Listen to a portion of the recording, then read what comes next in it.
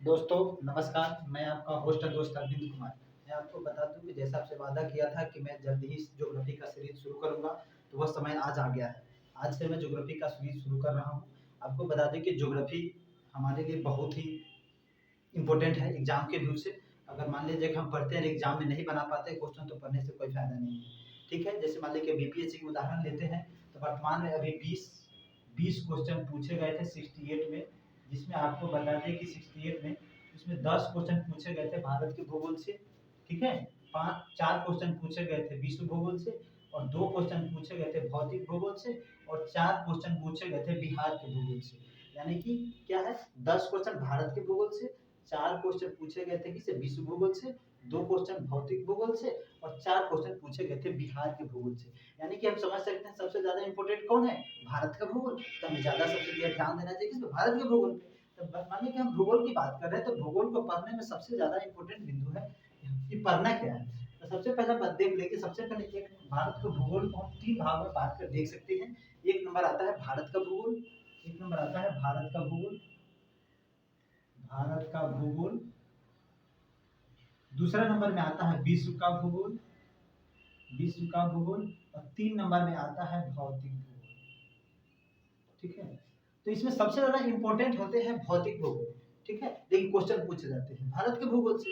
तो हम लोग क्या करेंगे कि भारत के भूगोल से पढ़ना शुरू करेंगे, और जहां भी भौतिक भूगोल की चर्चा आएगी उसे हम लोग कर लेंगे। उसके लिए आपको चिंता करने की जरूरत नहीं है, हम लोग उसकी चर्चा कर लेंगे। चलिए, भारत की भूगोल की बात आई है, तो भारत की भूगोल में आज हम लोग कुछ विशेष नहीं पढ़ेंगे, सिर्फ इतना पढ़ेंगे भारत की सामान्य परिचय, यानी कि भारत का भौगोलिक विस्तार। भारत का भौगोलिक विस्तार क्या है। ठीक है, अगर भारत की भौगोलिक विस्तार की चर्चा करें, तो भारत का क्षेत्रफल है 32,87,263 वर्ग किलोमीटर, 32,87,263 वर्ग किलोमीटर।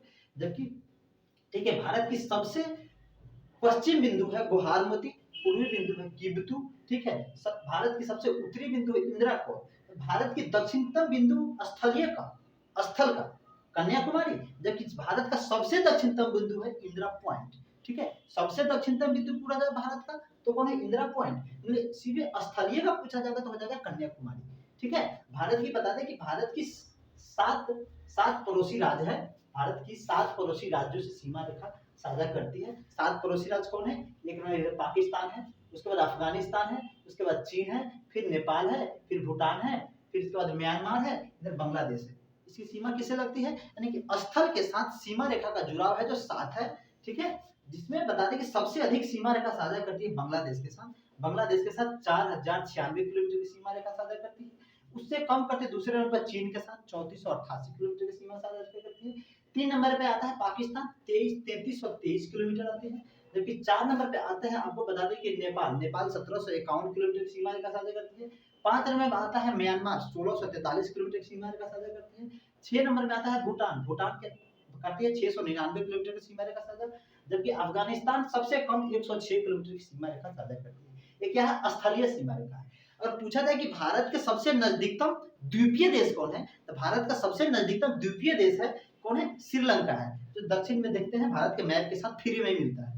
ठीक है, श्रीलंका है। एक और बात बता दें, अगर पूछा जाए कि भारत के सबसे दक्षिणतम बिंदु की सबसे नजदीकी कौन है, तो उसके लिए हो जाएंगे, आपको बता दें कि इंदिरा पॉइंट, उसके नजदीकी बिंदु पड़ता है कौन, इंडोनेशिया पड़ता है।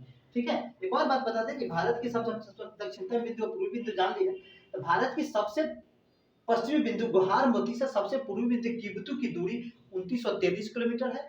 जबकि भारत के सबसे दक्षिणतम बिंदु कन्याकुमारी से इंदिरा कॉल की दूरी 3234 किलोमीटर है। ठीक है, भारत को बीचों बीच से काटने वाली रेखा को बोलते हैं कर्क रेखा। जबकि भारत की स्थलीय सीमा इतना नहीं, इसके अलावा भी भारत की द्वीपीय देश है, जिसमें 572 अंडमान निकोबार द्वीप समूह में द्वीपों की समूह द्वीप है। जबकि लक्षद्वीप में 36 द्वीपों का समूह है, जिसके 550 द्वीप पड़ते हैं अंडमान है, 22 द्वीप पड़ते हैं निकोबार द्वीप समूह में।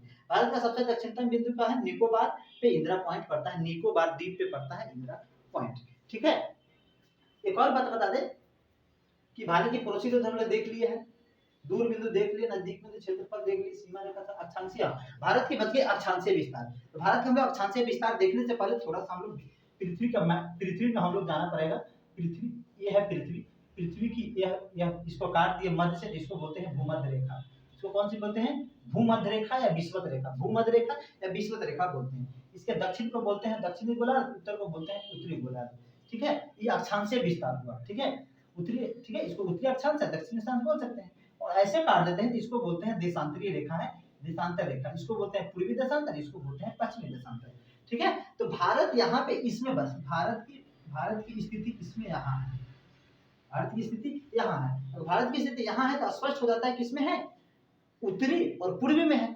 इसलिए हम हमेशा भी जब विस्तार की बात करेंगे तो बात करेंगे, भारत का विस्तार है 8 डिग्री 4 मिनट, यानी कि 8 डिग्री 4 मिनट ऐसे ही बोला जाता है। 8 डिग्री 4 मिनट से 37 डिग्री 6 मिनट, 8 डिग्री 4 मिनट उत्तरी अक्षांश से 37 डिग्री 6 मिनट उत्तरी अक्षांश तक, जबकि 68 डिग्री 7 मिनट पूर्वी देशांतर से 97 डिग्री 25 मिनट पूर्वी देशांतर तक भारत का विस्तार है। ठीक है, जबकि भारत का सबसे दक्षिणतम मध्य इंदिरा पॉइंट का विस्तार है 6 डिग्री 45 मिनट, 6 डिग्री 45 मिनट से 37 डिग्री 6 मिनट और 68 डिग्री 7 मिनट से 97 डिग्री 25 मिनट तक भारत का विस्तार पड़ता है। ठीक है, वीडियो पसंद है तो लाइक कीजिए, सब्सक्राइब कीजिए, अपने दोस्तों के साथ शेयर कीजिए, और ठीक है, कमी हो तो कमेंट बॉक्स में बताइए, और पीडीएफ के रूप में आप हमारे टेलीग्राम चैनल से जुड़ के ले सकते हैं। टेलीग्राम चैनल का लिंक मैं डिस्क्रिप्शन बॉक्स में दे दूंगा। वीडियो देखने के लिए आपका धन्यवाद।